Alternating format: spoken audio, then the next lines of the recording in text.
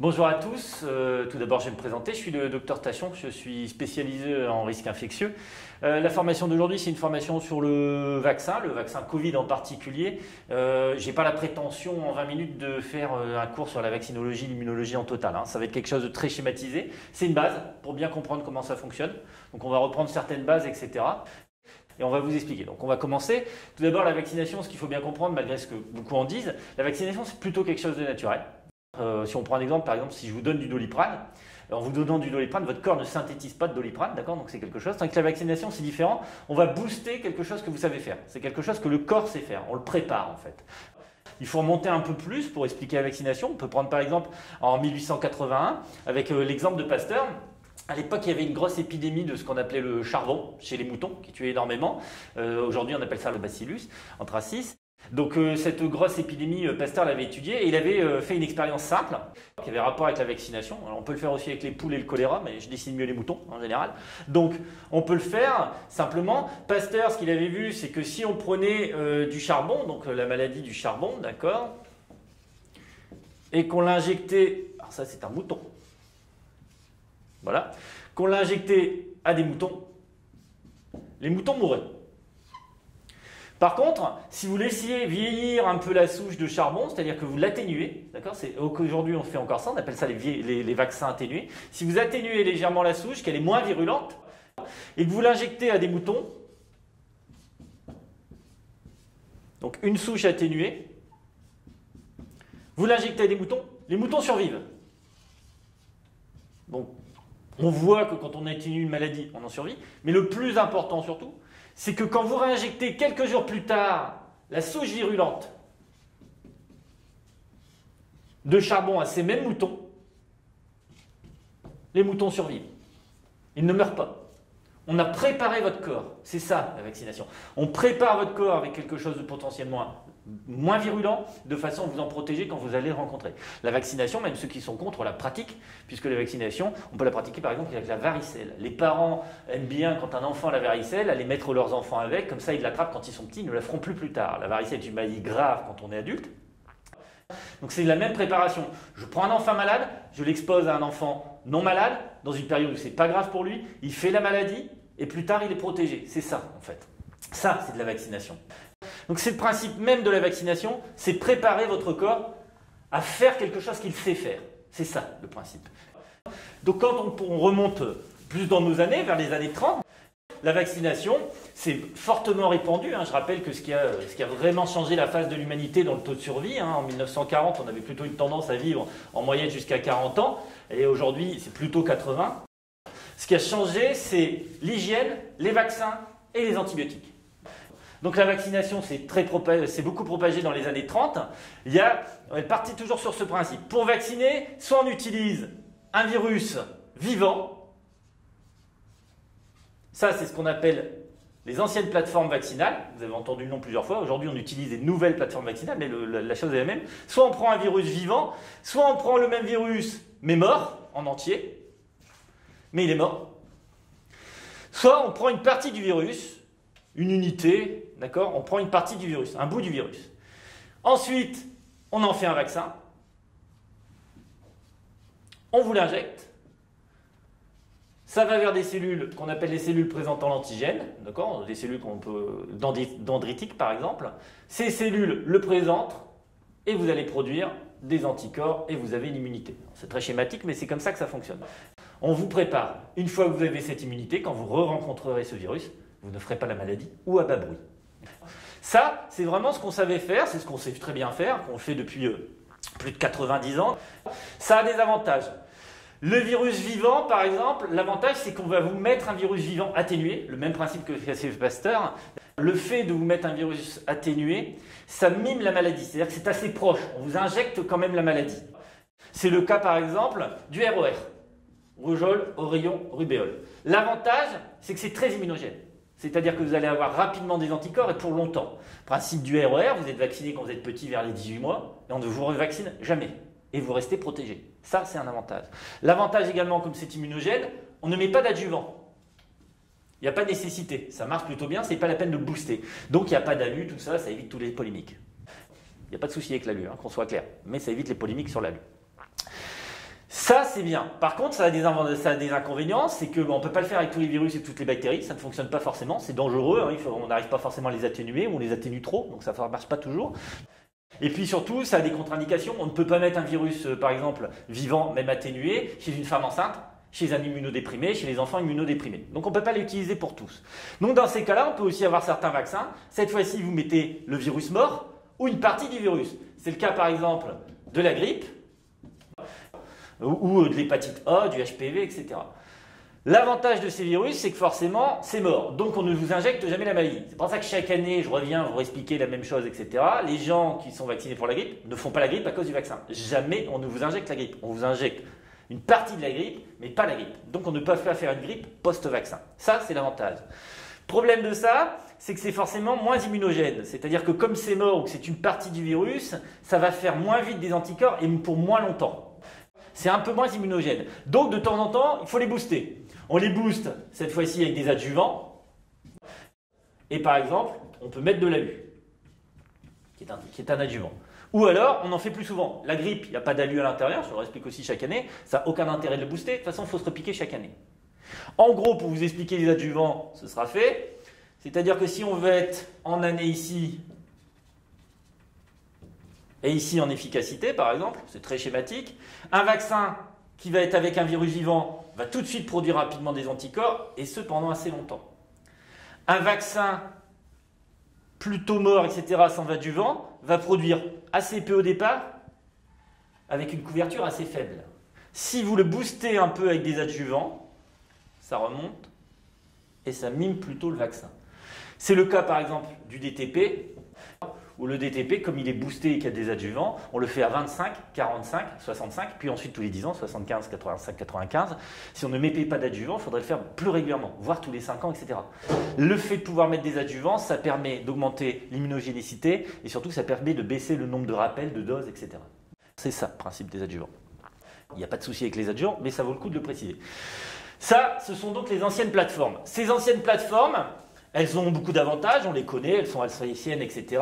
Par contre, elles marchent bien quand on fait des théories de politique vaccinale habituelles. C'est-à-dire qu'on sait, par exemple, chaque année qu'il va y avoir autant d'enfants qui vont naître, donc on a besoin d'autant de RER pour les vacciner, etc. Forcément, dans une pandémie, le nombre de cas à vacciner explose. C'est-à-dire qu'en France, il ne va pas naître soudainement 80 millions d'enfants une année. On ne va pas se retrouver sans RER parce qu'il y a 80 millions d'enfants qui naissent. Sur une pandémie, vous avez besoin d'un vaccin qui existe ou peu qui existe, et soudainement vous allez avoir des millions de cas. Ou alors vous n'avez pas encore le vaccin, il y a déjà des millions de cas. Donc il faut aller vite, il faut prévoir. Le problème de ces vaccins, c'est que c'est difficile. Il y a plus de 200 vaccins en cours actuellement d'études, ils sont dedans aussi. Le seul truc, c'est que ceux-là sont plus durs et plus longs à produire. Comme ils sont plus longs et plus durs à produire, ils vont peut-être arriver vers mai, juin, septembre, octobre. Et c'est trop tard pour nous. Nous, actuellement, on a besoin d'avancer dans cette pandémie. Pourquoi? Tout simplement parce que pour faire ces vaccins, il faut posséder le virus, soit pour l'avoir vivant, soit pour le tuer, soit pour avoir une partie de ses unités. Donc le problème, c'est qu'il faut faire des cultures virales. C'est cher et surtout c'est très compliqué. Il faut avoir un laboratoire qu'on appelle BLS3, c'est-à-dire des laboratoires sécurisés. C'est compliqué à faire et c'est très long. Le vaccin de la grippe, par exemple, pour avoir les doses en France, on commence à le produire dès mai, pour l'avoir en octobre. D'accord? Et on est sur 16 millions de doses, on n'est pas sur une pandémie au niveau mondial. Donc le problème, c'est que c'est long, etc. Ce sont des tortues. Nous, aujourd'hui, on a besoin de lièvres. C'est ça dont on a besoin. Actuellement, on a besoin de quelque chose tout de suite, qui marche vite, qui est facile à produire. Ce qu'on a, c'est une technologie qu'on appelle donc les nouvelles plateformes vaccinales, cette fois-ci. C'est une technologie dont vous avez entendu parler actuellement. Je pense que là, ceux qui n'en ont pas entendu parler vivent sur une autre planète. C'est ce qu'on appelle les vaccins ARN. Les vaccins ARN, c'est la nouvelle plateforme. Et on peut les avoir à dispo aujourd'hui, je vais vous expliquer pourquoi. Tout d'abord, il faudrait expliquer 2 secondes l'ARN. L'ARN, vous en avez naturellement dans votre corps, qu'on soit clair. Là, on ne vous met ni le virus, ni une partie du virus. L'ARN, ça fonctionne comment dans votre corps? Vous avez ici une cellule. D'accord? Je vous rappelle que des cellules dans votre corps, il y en a 10 puissance 12. Donc vous voyez que ce n'est pas exceptionnel d'avoir de l'ARN. Il y a 10 puissance 12 cellules dans votre corps. Donc voilà. Donc vous avez une cellule. Alors là, c'est de la cellule très schématisée, hein. Je suis désolé pour les experts, mais voilà. Donc, on a un noyau. Dans le noyau, vous avez vos chromosomes, 46 chromosomes. Hop. Vous avez des chromosomes. C'est votre patrimoine génétique. Votre patrimoine génétique, Ça va vous dire ce que vous êtes, comment vous êtes, etc. C'est légué par vos parents, d'accord? Ça va vous dire ce que vous êtes. Et puis surtout, ça va vous dire comment vivre, comment produire les choses, comment vivre, d'accord? Faire des protéines, des enzymes, etc. On peut très schématiquement dire que l'ADN, c'est une notice d'emploi. Ça permet de fabriquer des choses. La notice, l'ADN, est dans le noyau. Jamais elle ne sort du noyau. On ne peut pas la sortir du noyau. C'est-à-dire qu'on a besoin d'avoir la notice dans ce qu'on appelle le cytoplasme, parce qu'ici, il y a les ribosomes qui sont les petits ouvriers, et il y a le matériel pour créer les acides aminés. Donc, on a besoin de cette notice. Jamais l'ADN ne sort dans le cytoplasme. L'ADN est donc ce qu'on appelle transcrit, d'accord? Donc, l'ADN, il est ici, simple. On le recopie, le message. On a donc une photocopie. J'ai une photocopie de la notice d'emploi. La photocopie, c'est l'ARN. Cet ARN, cette fois-ci, peut sortir dans le cytoplasme. Il est lu par mes ouvriers qui utilisent le matériel et qui produisent la protéine dont on a besoin. C'est ça l'ARN, c'est une photocopie, d'accord? Ce qui veut donc dire, c'est pour ça que je vous précise tout ça, que contrairement à tout ce qu'on entend sur Internet, non, demain ne sera pas les X-Men, on ne va pas muter, il ne va pas nous apparaître des queues de chiens, soudainement, d'accord? L'ARN ne s'intègre jamais dans l'ADN. L'ARN ne rentre pas dans le noyau, il ne peut pas s'intégrer dans l'ADN. D'accord? De l'ARN, on en produit tous les jours des milliards et des milliards, ça ne s'intègre pas. Donc l'ARN n'ira pas s'intégrer dans notre ADN. Cet ARN sert donc à produire des protéines. Au vu de ça, de cette connaissance, les vaccins ARN vont utiliser ce qu'on fait faire. Ces vaccins ARN, vous allez donc prendre de l'ARN, donc toujours cette notice d'emploi qui va être lue, donc on la représente comme ça. C'est la notice d'emploi pour produire la protéine S. La protéine S, c'est une protéine qui se trouve en surface du SARS-CoV-2, du virus, sur lequel se fixe principalement l'immunité. C'est ça qui est reconnu par l'immunité. Il y a d'autres endroits, mais c'est principalement celle-là. Donc plutôt que vous donner le virus, on va vous donner la notice d'emploi pour synthétiser la protéine S. C'est ça qu'on vous donne. Je vais faire des points, sinon ça fait PS. Voilà. Pour que l'ARN aille dans les cellules, forcément, il faut le protéger. On l'entoure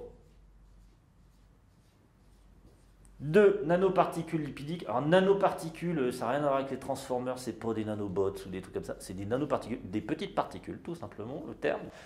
Donc des nanoparticules, c'est ce qu'on appelle du polyéthylène glycol. On l'utilise souvent, il y en a dans le macrocol, etc. C'est déjà utilisé dans les médicaments.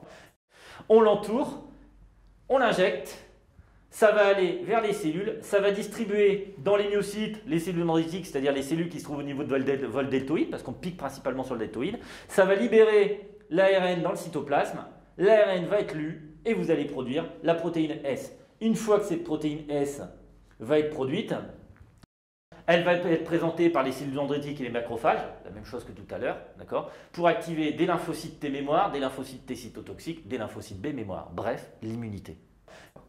Donc on ne vous injecte pas le virus, ni même la maladie, on vous donne une copie de la protéine qui est intéressante de façon à avoir une immunité par lymphocyte T, lymphocyte B, cytotoxique ou pas. C'est ça le principe du vaccin ARN. C'est donc principalement comme ça qu'il fonctionne. Donc il n'y a pas de mutation, il n'y a pas de souci. L'ARN, quand il est photocopié, etc., est détruit, comme on fait pour tous nos ARN. On ne garde pas tous nos ARN dans nos cellules. C'est détruit au bout d'un moment. Voilà. Ça, c'est principalement le mode de fonctionnement. Voilà comment ça fonctionne. Le but, c'est qu'on ait tous à peu près la même notion, savoir comment fonctionnaient les vaccins, etc. Ça, c'est ce qu'on appelle les nouvelles plateformes vaccinales. On entend beaucoup dire « ouais, c'est nouveau, on n'a pas testé ». Les premiers tests sur les vaccins ARN datent des années 90. Ce sont des vaccins qui sont testés depuis des années. Le problème principalement qu'avait rencontré la science, on va dire, les chercheurs au départ, c'est qu'on sait très bien manipuler l'ARN depuis les années 90. Ce qu'on ne savait pas faire, c'est le protéger pour qu'il aille jusqu'à la cellule. C'est-à-dire que ça fait seulement quelques années qu'on a réglé ce problème.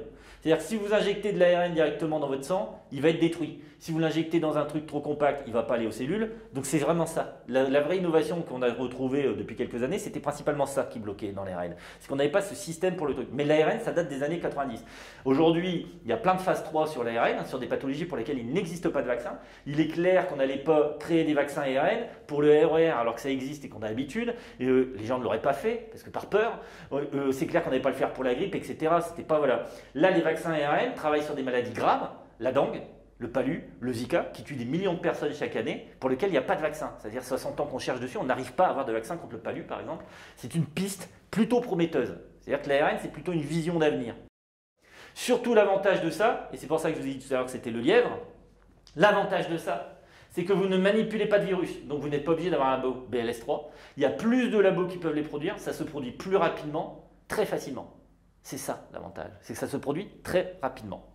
Donc là, on peut en avoir rapidement. C'est pour ça qu'on peut les avoir là. Ceux-là, ils sont certainement prêts, mais ils vont être durs à produire. Là, l'avantage, c'est qu'on peut les avoir tout de suite. Également, un avantage de l'ARN, c'est tout bête, mais l'ARN, vous allez l'envoyer dans la cellule et c'est vous qui produisez la protéine. Donc vous produisez une protéine telle qu'est la notice, une protéine qui n'a pas varié. Ici, le risque, quand vous l'injectez, c'est que la protéine dans le sang déjà varie, elle soit attaquée, elle soit une autre conformation. C'est-à-dire que ce que vous produisez va vraiment ressembler à ce qu'on vous dit. Il n'y a pas de modification. On n'a pas tué le virus, ça le détruit quand même un peu, on n'a pas bougé la protéine. C'est vraiment tel quel. Ça ressemble à la spicule actuelle du SARS-CoV-2.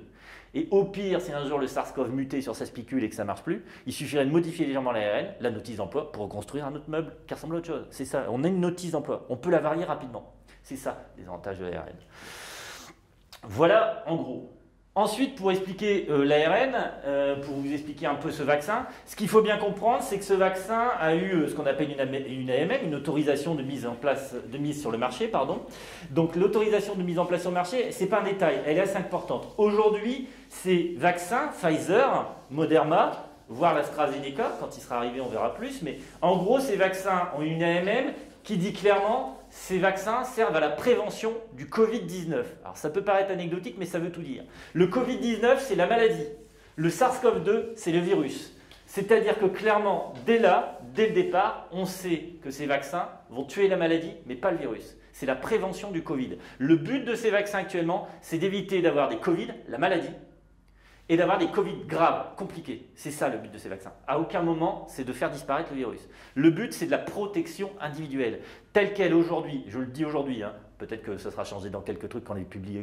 Aujourd'hui, le but de ce vaccin, c'est de la protection individuelle. On vaccine les gens pour qu'ils ne fassent pas la maladie, ou s'ils la font, ils ne la font sans complications. Donc c'est de la protection individuelle. Ça ne protège pas les autres. C'est une façon de vous protéger contre la maladie. Ça n'éradique pas le virus. Pour l'instant, c'est là où on en est dans les connaissances. Voilà. L'efficacité de ces vaccins, on en entend souvent parler. Il faut prendre des phases cliniques. Les phases cliniques, c'est quoi? Si je prends par exemple Pfizer, c'est les tests. Je vais mettre comme ça. Pfizer, et puis le Moderna. Voilà. Ils ont pris pour faire la phase clinique 43 000 personnes. Et ici, 30 000. Chose qu'il faut garder à l'esprit que les gens ne font pas quand ils parlent vaccin. Quand on fait une étude clinique, il faut toujours prendre des bras différents. C'est-à-dire on fait toujours un côté avec des vaccinés et des côtés non vaccinés.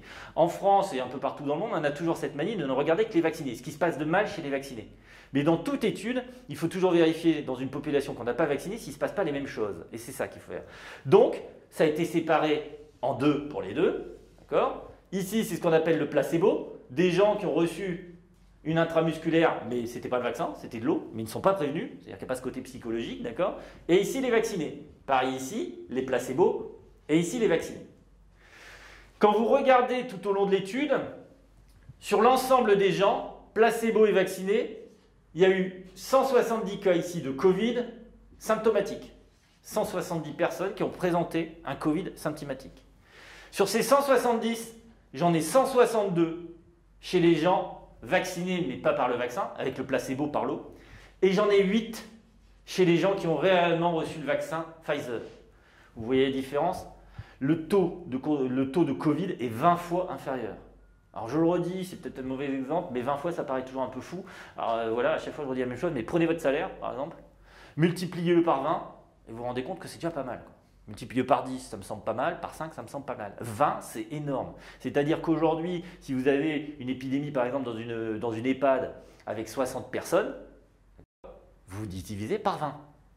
60 personnes cliniques qui présentent un Covid clinique, ça voudrait dire qu'on divise par 20. Alors c'est de l'épidémiologie à la rapide, mais c'est ça que ça veut dire. Ça change tout. En plus, quand vous regardez ça, il y a eu 9 patients qui ont été graves, c'est-à-dire qui ont présenté un gros Covid avec complications chez les placebos, et un seul chez le vaccin. Vous avez 20 fois moins de Covid et 10 fois moins de gravité en plus quand vous l'avez. C'est ça le principe. Le Moderna, c'est la même chose. Vous avez au total 196 personnes qui ont présenté un Covid+. vous en avez 185 chez les gens qui ont été vaccinés, mais pas par le vaccin, par de l'eau, et vous en avez 11 du côté des vaccinés. Cette fois-ci, vous aviez 30 graves, ici, 0 grave, ici. C'est pour ça qu'aujourd'hui, ces vaccins affichent des taux d'efficacité en moyenne de 91%, ce qui est énorme. C'est énorme pour de la vaccination, 91%. Je vous rappelle que la grippe, comme on l'a fait sur des populations parfois plus immunodéprimées, etc., je vous rappelle que la grippe sur une population normale, c'est plutôt 70% des gens, et que quand on le fait sur des populations plus âgées immunodéprimées, c'est 50%. Là, on a 95%. Et c'est 95%, quel que soit l'âge, quel que soit le sexe. C'est aussi ce qu'a montré l'étude. Donc ça fonctionne bien. C'est-à-dire, c'est toujours problématique d'avoir des vaccins qui marchent super bien sur des populations jeunes, alors que là, on vise les vulnérables. Ça marche chez les vulnérables. Donc ça, c'est les taux d'efficacité des vaccins. C'est plutôt bon. C'est même, sans s'emballer, très bon. Ça fonctionne comme ça. Ce sont des vaccins qui se font en 2 doses. Donc J1, J21 pour celui-ci. Normalement, J1, J28 pour celui-ci. C'est-à-dire première journée puis à 28 jours. C'est pas fondamentalement grave d'aller jusqu'à J42, comme aujourd'hui c'est proposé, d'accord ? Tout simplement parce qu'on sait que de toute façon, sur la première dose, au bout du 12e jour, même avec une dose, au bout du 12e jour, sur 100 personnes vaccinées, vous en avez déjà 85 qui sont protégés. Et ils sont protégés au moins jusqu'à 42 jours. L'avantage de refaire une deuxième dose ici, c'est que vous montez sur un taux de protection qui va à 95% de la population. Donc effectivement, une dose, le fait de faire une dose, on ne sait pas si c'est assez long. On sait que jusqu'à 42, c'est bon. Et puis le fait de faire une dose, même si ça marchait sur la longueur, ça couvrirait que 85% de la population. C'est très schématique ce que je vais faire. Il vaut mieux monter à 95, qui permet vraiment de changer tout en fait. C'est important entre 85 et 95. C'est le cas de la rougeole. 85, vous éradiquez pas la rougeole. 95, vous l'éradiquez. Donc c'est vraiment la grande différence. Donc là, c'est comme ça que ça fonctionne. C'est un mode de fonctionnement assez simple.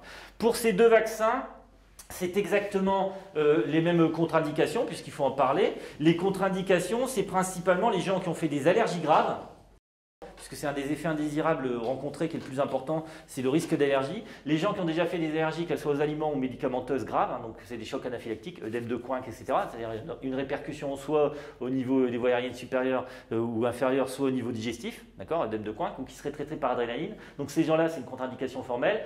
Et puis ensuite, il y a aussi une contre-indication pour les gens qui seraient allergiques à un des produits, par exemple le polyéthylène glycol. Donc ça, c'est à vérifier. Sinon, au niveau des effets indésirables, c'est ce qui s'est passé quand ils ont piqué quelques personnes qui étaient allergiques. Ça a été rattrapé, mais c'est comme ça. Sinon, au niveau des effets indésirables, on est plutôt sur tout ce qui va être de la douleur au niveau du point d'injection, de la fatigue et des douleurs musculaires. C'est à ça que ça ressemble. Un peu comme tous les vaccins. Il y a plus de fatigue et de douleur au point d'injection sur la deuxième dose, puisque forcément c'est un rappel. Donc vous reboostez plus sur la deuxième dose que sur la première. C'est en gros les seuls effets indésirables. Je vous rappelle qu'il n'y a pas eu d'essais indésirables actuellement sur des maladies auto-immunes. Rien n'a été trouvé. En temps ordinaire, les vaccins sont suivis 6 semaines. C'est-à-dire que généralement, la plupart des effets indésirables apparaissent dans les 6 semaines. C'est pour ça que, même avant, c'est pour ça qu'on suit 6 semaines. Depuis le H1N1, on est à 10 semaines. Celui-ci va être suivi pendant 6 mois. Suivi pendant 6 mois. Vous le voyez à l'heure actuelle, il y a quand même des millions de personnes qui ont été vaccinées. Je pense que le vaccin, on en entend un petit peu parler à la télé. Donc je pense que s'il y avait eu des soucis, je le dis, mais même si quelqu'un était tombé en vélo le lendemain, je pense qu'on en a entendu parler. Donc voilà. Donc là, actuellement, vous voyez bien que ce n'est pas ça. Donc il y a des suivis, c'est d'accord. Je ne dis pas que ça ne peut pas arriver, attention, mais c'est très suivi. Et après, c'est toujours une balance bénéfice-risque. Ce qu'il faut bien comprendre de ça, et c'est ce que je disais tout à l'heure, il faut toujours regarder dans les populations. C'est pourquoi on a fait par exemple 2 choses. Si vous vaccinez des gens actuellement et que vous en vaccinez de plus en plus, des millions et des millions, il est clair que dans les jours qui vont venir, dans les semaines qui vont venir, des gens mourront. Ils mourront d'infarctus. Ils feront des AVC. Et surtout, si on regarde, par exemple, c'est ce qu'on appelle le bruit de fond. C'est une très belle étude de Lancet qui le montre. Quoi que vous fassiez, si vous ne vaccinez pas la population, par exemple, aujourd'hui, jusqu'à fin février en France, il y aura 500 scléroses en plaques. Il y aura 120 à 200 Guillain-Barré. Il y aura des morts subites du nourrisson, une cinquantaine. Il y aura des avortements spontanés. Si vous êtes vacciné, dans l'esprit, on le relie. On ne peut pas fonctionner comme ça. C'est pour ça qu'il faut toujours voir 2 groupes. C'est-à-dire que par exemple, si on prend des événements indésirables graves, c'est-à-dire des infarctus du myocarde et des AVC par exemple, vous savez quand vous allez mettre en place une étude qui va durer plusieurs mois, que sur 43 000 personnes, il y en a quelques-uns qui feront des AVC et il y en a quelques-uns qui vont faire des infarctus. C'est pour ça qu'on fait des groupes différents. Quand vous regardez ici, dans les noms, dans le placebo, il y en a 0,5% qui ont fait un événement indésirable grave. J'ai bien dit un événement, c'est pas relié, hein, ça n'a rien à voir. Et ici, 0,6%. Pas de différence. Ici, 1%. Et ici, 1%. Des gens sont morts d'infarctus vaccinés, des gens sont morts d'infarctus non vaccinés. Si on veut vraiment tout remettre sur le dos des vaccins, il faut aussi voir l'effet inverse. Il faut aussi se dire que, par exemple, dans les groupes des vaccinés, là, quand on va vacciner en France, il y aura des vaccinés qui vont gagner au million. Il y a des vaccinés qui vont gagner au tiercé, au quarté, il y a des vaccinés qui vont se marier. Il peut arriver des choses heureuses. Il faut regarder les deux groupes. Mais je ne pense pas qu'il y aura plus de gagnants de l'euro million chez les vaccinés que chez les non vaccinés. C'est ça le principe. Ce n'est pas relié. C'est une chose essentielle.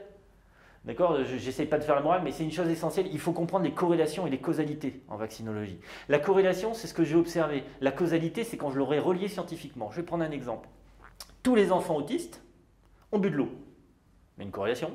Tous les enfants ont bu de l'eau, autistes ont bu de l'eau, hein, ça se voit. L'eau crée l'autisme. Ça, c'est la causalité. Causalité, corrélation. Il ne faut pas les mélanger, ce n'est pas au même niveau. Je vais prendre un autre exemple qui concerne plus de gens. Voilà, c'est pour vous donner aussi que si on met en place les mauvaises mesures, ça ne va pas fonctionner. La plupart des gens qui sont à l'Alzheimer sont à la retraite. La retraite crée l'Alzheimer. Solution, pour lutter contre l'Alzheimer, il faut supprimer la retraite. C'est ça le problème. Et si vous faites ça avec les vaccins, ça va marcher comme ça. J'ai fait un vaccin pour le Covid, 2 semaines plus tard, j'ai fait un AVC, le vaccin a créé l'AVC, on va supprimer le vaccin, sauf que en supprimant le vaccin, on n'a plus le Covid. On a encore le Covid qui va traîner, le Covid-19 va traîner. Et on repart à zéro. Ce vaccin, c'est la première lumière au bout d'un long tunnel. Hein. Ça fait 10 mois, il n'y a pas eu beaucoup de bonnes nouvelles. Limite, elles peuvent être même pires avec les nouveaux variants. Donc c'est vraiment une vraie solution. Et vous voyez bien que même les mesures barrières, même les masques, malgré tout ce qui avait été dit, ne suppriment pas cette pandémie. Il faut bien comprendre que cette pandémie est très compliquée. Parce qu'en fait, pour l'homme moderne, on peut l'interpréter comme ça, pour l'homme moderne, elle est un peu frustrante. C'est-à-dire qu'on a envoyé des gens sur la Lune, on a des téléphones, on a des ordinateurs, on a des grosses voitures. On se croit capable de tout faire aujourd'hui dans notre société. Et pour lutter contre une pandémie, on fait ce qu'on fait au Moyen-Âge. Et c'est très frustrant. C'est-à-dire qu'en fait, on fait comme pour la peste ou le truc, on s'isole des autres, on se protège des autres, et en gros, il reste des masques et l'hygiène des mains. Et voilà. Et ça ne permet pas de l'éradiquer, ça permet de se protéger. Ça, c'est la possible éradication de la maladie. C'est ça le début. Et surtout, ce vaccin, ces premiers vaccins, c'est empêcher les taux de mortalité qui explosent chez les vulnérables. C'est ça le but, c'est de vacciner les gens vulnérables de façon à ce que le taux de mortalité baisse.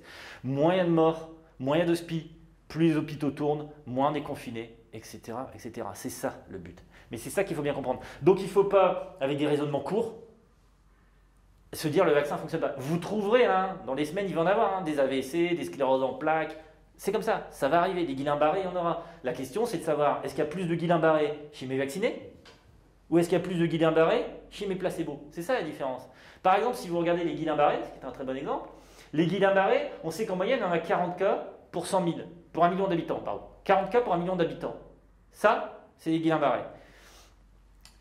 Si vous regardez les Guillain-Barré, quand vous faites une grippe, vous avez 10 fois plus de chances de faire un Guillain-Barré après une grippe qu'après le vaccin. C'est-à-dire que le vaccin va protéger la grippe et va donc éviter de faire des Guillain-Barré.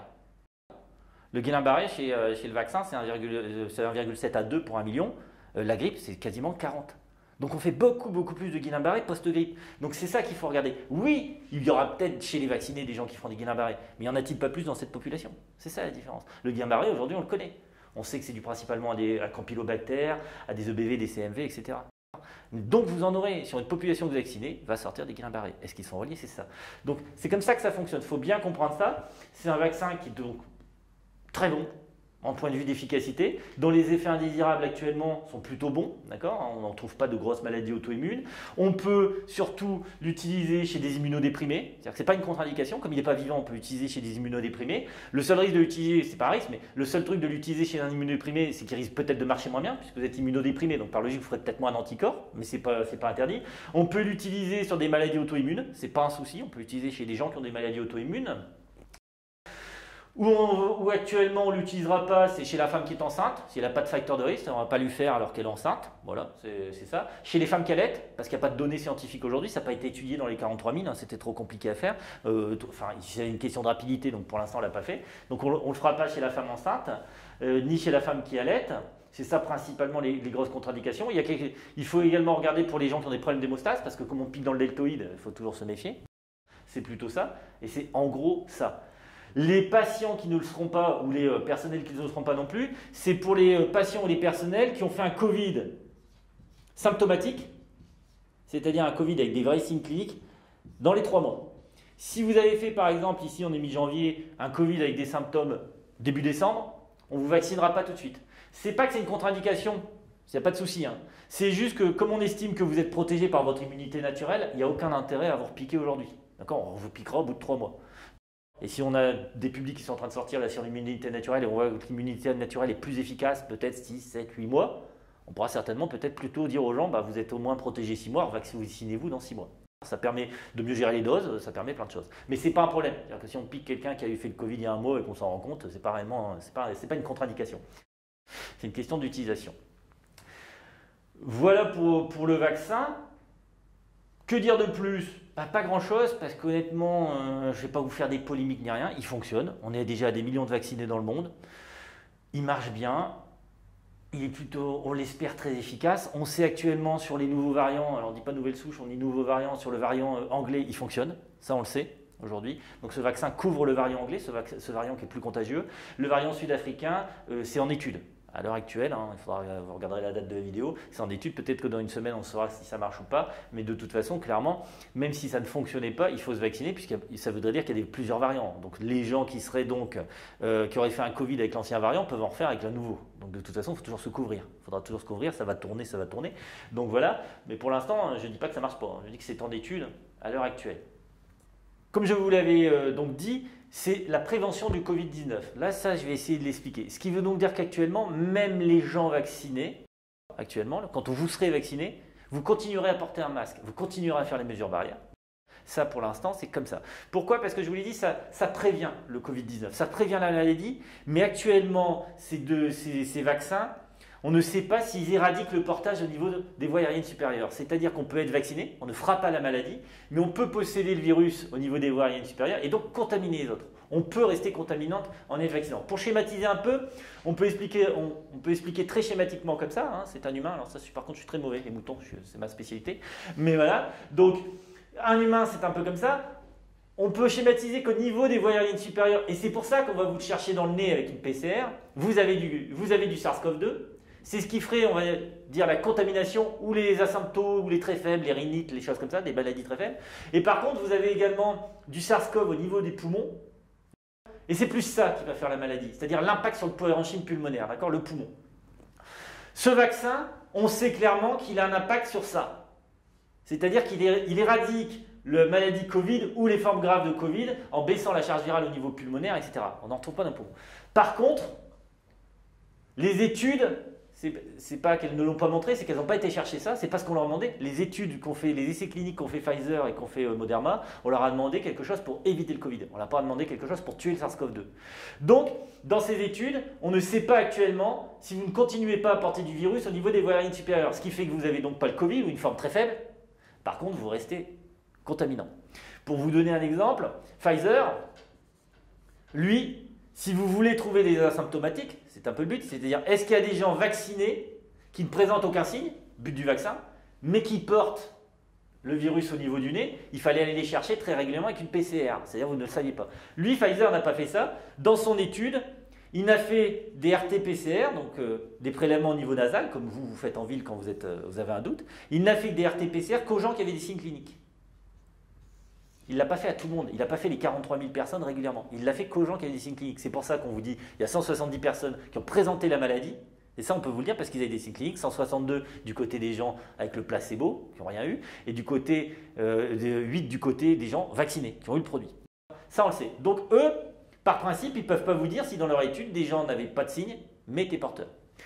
Moderna a fait un peu différemment. C'est-à-dire qu'avant la deuxième dose, chez Moderna, avant la deuxième dose, il faisait une RT-PCR. D'accord? Il faisait une RT-PCR. Que vous soyez symptomatique ou pas. Alors, tout le monde ne l'a pas eu. Symptomatique, c'est sûr qu'il l'avait. Asymptomatique, tout le monde ne l'a pas eu, mais il le faisait sur une grosse partie des asymptomatiques. Quand ils ont fait ça avant la deuxième dose, c'est-à-dire, je vous l'ai expliqué, hein, ils avaient déjà eu une première dose de vaccin, les gens. Donc, normalement, certains étaient couverts. Quand vous faites ça après la première dose, Moderna trouve 39 patients qui sont SARS-CoV, je mets donc SARS-CoV parce que je ne vais pas mettre Covid, ils n'ont pas la maladie, c'est-à-dire pas de signe clinique, c'est des asymptomatiques. Donc ils trouvent le virus chez 39 personnes au niveau du nez, chez le placebo. Là, on peut estimer que c'est logique. Ça prouve qu'il y a des asymptomatiques dans la population, etc. Mais surtout, il en trouve quand même 15, exactement pareil, avec du SARS-CoV au niveau du nez, etc. Et qui sont vaccinés, mais qui n'ont aucun signe, qui n'ont présenté aucun signe clinique, rien. Donc là, ça veut dire que clairement, même chez les vaccinés d'une dose, vous continuez à trouver du virus au niveau du nez. À l'heure actuelle, c'est ça. Donc en sachant ça, on ne peut pas enlever son masque puisque je peux être vacciné. Donc c'est ce que je vous ai dit tout à l'heure, protection individuelle, mais pas protection collective. C'est à l'heure actuelle, plusieurs publis, Pfizer l'a fait comme ça, Moderna l'a fait, plusieurs publis actuellement ont travaillé sur des patients vaccinés et montrent que les vaccinés ne seraient pas potentiellement contaminants. Ça peut s'expliquer tout simplement parce que par logique, comme vous êtes vacciné, vous avez des anticorps, donc vous avez une charge virale qui est très très faible, ce qu'on appelle la charge virale. Donc comme vous avez assez peu de virus, même s'il est présent, vous n'êtes pas contaminant. Et surtout, je rappelle une chose qu'on a toujours rappelée, la RT-PCR qui se fait au niveau du nez détecte le virus au niveau du nez. C'est le virus SARS-CoV au niveau rhinopharyngé, mais il peut être mort ou vivant, puisque les RT-PCR ne font pas la distinction. Donc c'est peut-être des gens qui ont du virus, il est peut-être mort au niveau du nez, ils ne sont donc plus contaminants. Mais ça ne fait pas la distinction, il faut faire des cultures cellulaires pour le faire. Mais c'est ça l'idée. Donc pour l'instant, on ne sait pas le prouver.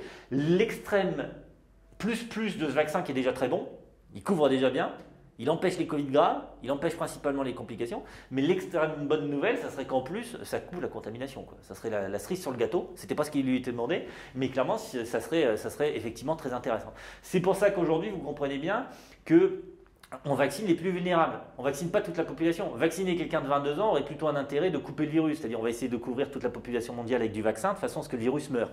Là, actuellement, comme c'est de la prévention du Covid, on va aller vers les gens qui font des gros Covid, qui en font beaucoup et qui en meurent. Donc les vulnérables, 50 ans et plus, résidents en maison d'EHPAD, du SLD, etc.